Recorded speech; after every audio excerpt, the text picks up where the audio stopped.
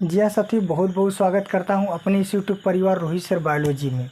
आप लोग ध्यान से देखिएगा। मैं आप लोगों को आज बताऊंगा कि कक्षा 10 की जो बायोलॉजी है, जीव विज्ञान है, उसको कैसे पढ़ा जाए एकदम आसान तरीके से। मतलब आपको पढ़ने में बोर लगता हो या आपको लगता हो कि यार कितना पढ़ना होगा, कैसे पढ़ना होगा, तो आप लोग देखिएगा। बस 5 मिनट का ये वीडियो है, आप लोगों को पूरा समझ में आएगा कि हमें पढ़ना कैसे है और क्या क्या पढ़ना है। तो आप सिंपली तौर से समझ लीजिए कि जीवन में हम लोग जितना क्रिया करते हैं बस उतना हमें पढ़ना है बायोलॉजी के अंतर्गत। क्योंकि सबसे पहले पार्ट का नाम होता है जैव प्रक्रम। क्या होता है? जैव प्रक्रम। और आपको हमने पिछले वीडियो में बता दिया है कि फिजिक्स में क्या पढ़ना है, केमिस्ट्री में क्या पढ़ना है, बायोलॉजी में क्या पढ़ना है और कितने कौन कौन नंबर से पूछा जाता है।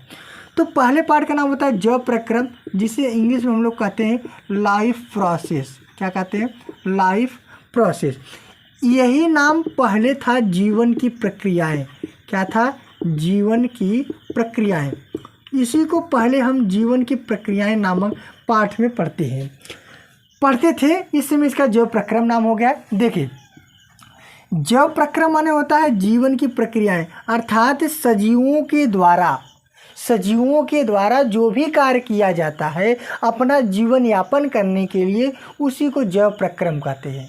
जैसे मानव हो गया, तो मानव अपना जीवन व्यतीत करने के लिए क्या करेगा भैया? पहले खाना खाएगा, सांस लेगा, उसके अंदर रक्त चलेगी और वो गंदे पदार्थ को बाहर निकालेगा। यही ना सजीव करते हैं। खाना खाते हैं, सांस लेते हैं, रक्त चलता है और वो क्या करते हैं? गंदे पदार्थ को शरीर से बाहर निकालते हैं। तो यही हमारा पहला पाठ है, यानी हम लोग जो करते हैं वही हमारा पहला पाठ है।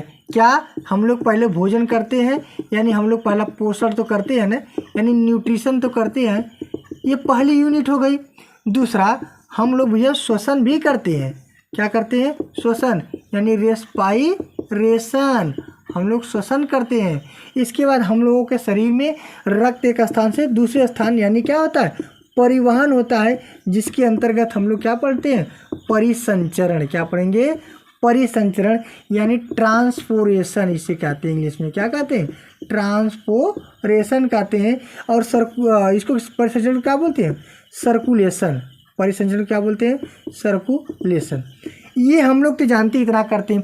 साथ ही साथ हम लोग गंदे पदार्थ को बाहर निकालते हैं, यानी क्या करते हैं? उत्सर्जन करते हैं। क्या करते हैं? उत्सर्जन या एक्सक्रीशन करते हैं। ये तो हमें पढ़ना पहले पाठ के अंतर्गत। और सुनिए, पहले पाठ के अंतर्गत ये समझिएगा, पूरे बायोलॉजी में, अपने कक्षा 10 के पूरे बायोलॉजी में बस इतना समझिएगा कि हमें मानव और पेड़ पौधे के बीच में तुलना करना है। क्या करना है? तुलना करना है। Comparison between human and plant.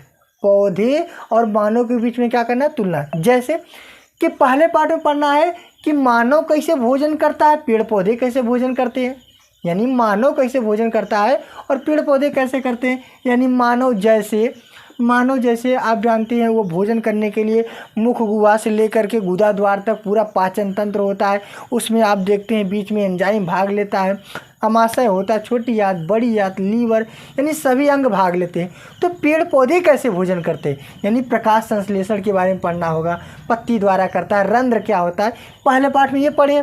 और दूसरे पाठ में आपको पढ़ना है श्वसन। मानव कैसे सांस लेता है तो पेड़ पौधे कैसे लेते हैं। आप जानते हैं कि मानव में फेफड़ा होता है और पेड़ पौधे में कोई विशेष प्रकार का अंग नहीं होता है, उनमें गैसीय विनिमय से होता है। माने वो लोग क्या करते हैं? कार्बन डाइऑक्साइड को अंदर करते हैं और ऑक्सीजन को बाहर निकाल देते हैं। एक प्रकार की बाह्य श्वसन करते हैं।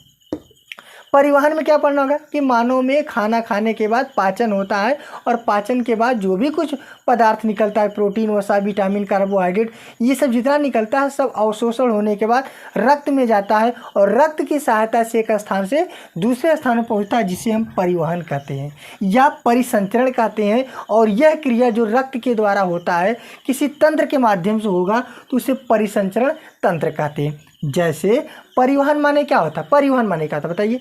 परिवहन माने होता है भोज्य पदार्थों का एक स्थान से दूसरे स्थान तक पहुंचाना। जैसे आप लोग किसी बस उस पे देखे होंगे, सरकारी बस, उत्तर प्रदेश परिवहन, तो क्या करता है बताइए, सवारी को एक स्थान से दूसरे स्थान तक। उसी प्रकार से मानव के शरीर में भोज्य पदार्थ भी एक स्थान से दूसरे स्थान जाते हैं, जिसे परिवहन कहते हैं। रक्त की सहायता जाते हैं, परिसंचरण कहलाता है, और ये जिस तंत्र के द्वारा जाता है उसे परिसंचरण तंत्र कहते हैं। तो मानव में परिसंचरण तंत्र में क्या होता है, धमनी शिरा होता है, और पेड़ पौधे में क्या होता है, जाइलम और फ्लोएम होता है। ये तो समझ गए तुलना वाली बात। और अगला होगा उत्सर्जन। मानव में गंदे पदार्थ बाहर निकलते हैं, आप जानते हैं, मूत्र के रूप में, पसीने के रूप में, उसके बाद कान में खूंट के रूप में, आँख में कीचड़ के रूप में, नाक में नाक होता है, मतलब दुनिया भरे का ये अपशिष्ट पदार्थ बाहर निकलता है, जिसे उत्सर्जन कहते हैं। और पेड़ पौधे में क्या होता है, वाष्पो उत्सर्जन। क्या होता है, वाष्पो उत्सर्जन होता है, यानी उसके शरीर से भी गंदे पदार्थ बाहर निकलते हैं। ये तो पहला पार्ट हो गया, ठीक ना। हमें पहले पार्ट में 4 यूनिट को पढ़ना होगा, आप लोग इसको नोट कर लीजिए। देखिए कितना आसान है, कितना आसान है पहला पार्ट, यानी हम लोग जितना करते हैं वही पहला पार्ट हो गया। इसकी 4 यूनिट है, खाना खाया, सांस लिए, रक्त गया, गंदे पदार्थ को बाहर निकले। खाना खाया तो पोषण, सांस लिया तो श्वसन, रक्त चला तो परिवहन, और गंदे पदार्थ निकाला तो उत्सर्जन। दूसरे पार्ट का नाम है नियंत्रण एवं समन्वय।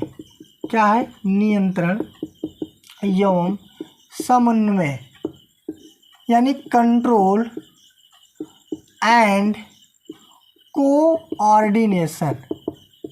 कंट्रोल एंड कोऑर्डिनेशन मतलब नियंत्रण एवं समन्वय। कहने का मतलब क्या है कि जो बॉडी, जो संरचना होती है मानव शरीर का, तो ये किसी एंजाइम या हार्मोन्स के कारण, किसी हार्मोन्स के कारण ये वृद्धि करता है। हार्मोन्स के कारण से दाढ़ी मूंछ आता है। उसके बाद हम लोगों में तंत्रिका तंत्र पाया जाता है, जो आप जानते हैं कि न्यूरॉन से मिलकर बना होता है। यानी इस सब के बारे में हम लोग पढ़ेंगे, शरीर कैसे कार्य करता है, कैसे विकास करता है, हार्मोन्स क्या होता है, कौन हार्मोन्स कहाँ से निकलता है, जनन हार्मोन्स क्या होता है। उसी प्रकार से पेड़ पौधे में भी हार्मोन्स होते हैं कि जो वृद्धि करता है, फल लेता है, फल में पकता है, फल उसकी क्या होती है, परिपक्वता होती है।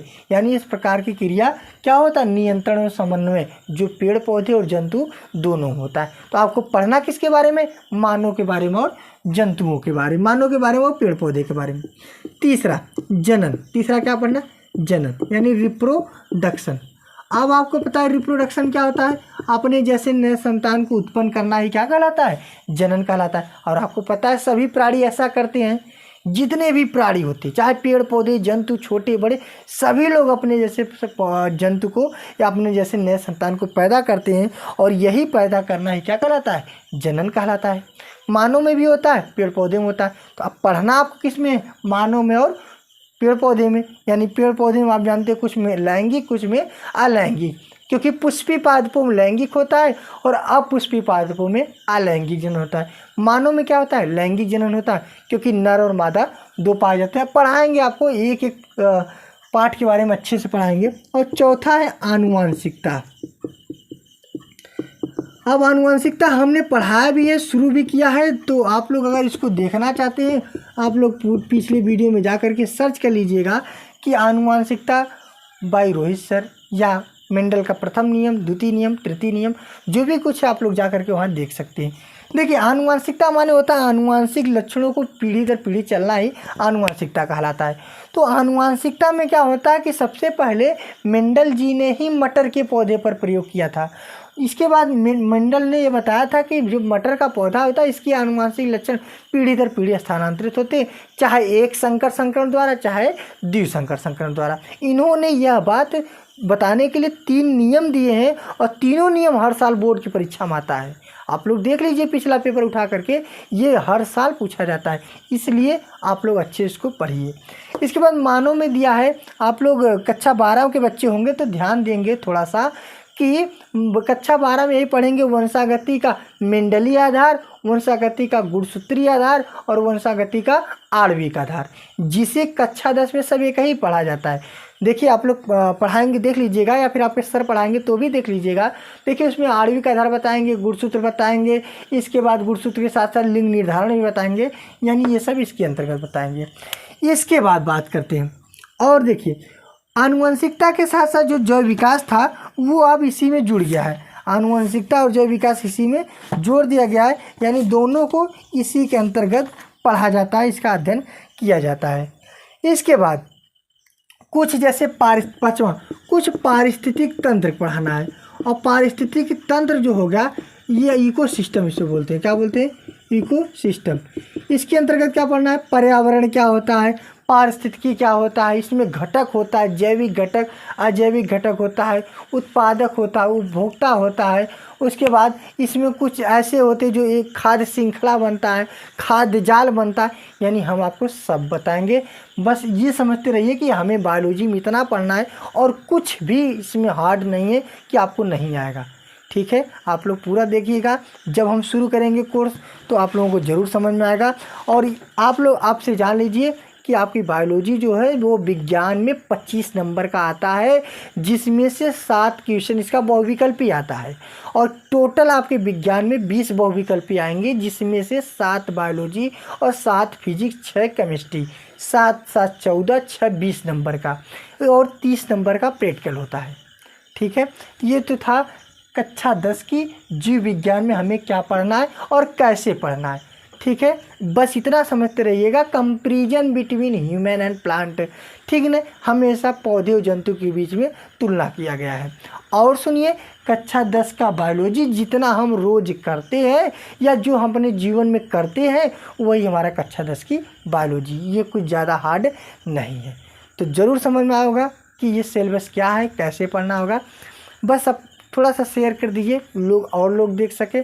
अगर कोई किसी को प्रॉब्लम होती है तो कमेंट बॉक्स में पूछ सकता है। अब आपको हम अगले वीडियो मिलेंगे आपसे, और किसी भी बायोलॉजी की टॉपिक देखनी है तो पीछे जा कर के आप देख सकते हैं। ठीक है, नेक्स्ट वीडियो मिलते हैं, तब तक के लिए जय हिंद।